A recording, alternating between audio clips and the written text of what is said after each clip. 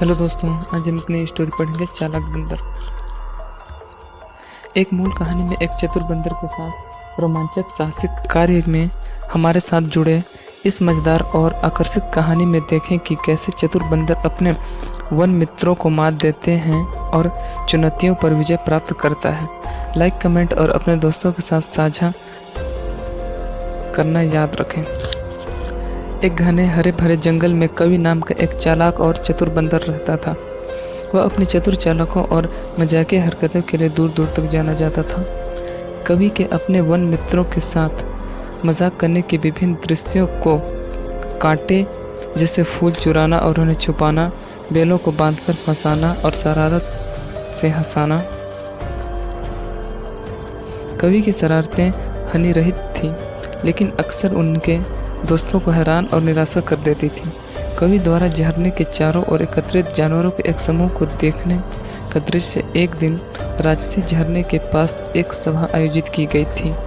सभी जानवर उस तेज नदी को पार करने के तरीके पर चर्चा कर रहे थे, जिससे दूसरी तरफ के प्रचुर फलों के पेड़ तक उनका रास्ता रोक दिया।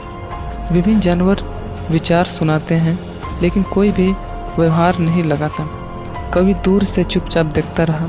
उसका मन एक योजना में पर मंथन कर रहा था। कवि जानवरों के पास जाता है। कवि कठिन मुस्कान के साथ, दोस्तों, मेरे पास आपकी समस्या का समाधान है। मैं एक मजबूत पुल बनाने के लिए इन सभी लताओं को एक साथ बांध सकता हूँ।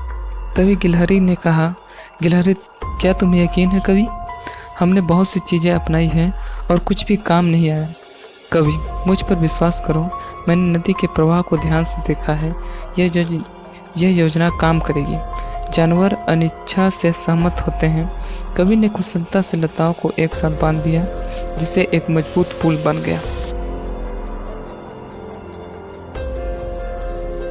सभी को आश्चर्य हुआ। कवि का पुल मजबूत रहा और जानवर फलों के पेड़ के पार चले गए। स्वादिष्ट फलों का आनंद ले रहे जानवर के दृश्य को काटे कवि की चतुराई ने एक बार फिर दिन बचा लिया। जानवर आश्चर्यचकित और आभारी थे।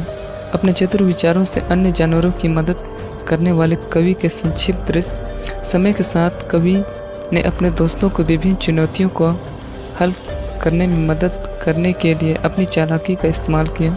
वह एक शरारती चालबाज से एक प्रिय समस्या समाधान कारक में बदल गया।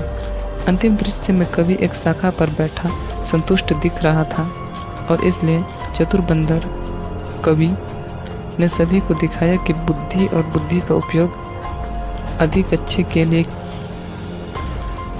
संदेश। अंततः चतुर बंदर कहानी देखने के लिए धन्यवाद। अधिक मौलिक और आकर्षक सामग्री के लिए सदस्यता लेना, पसंद करना और साझा करना ना भूलें।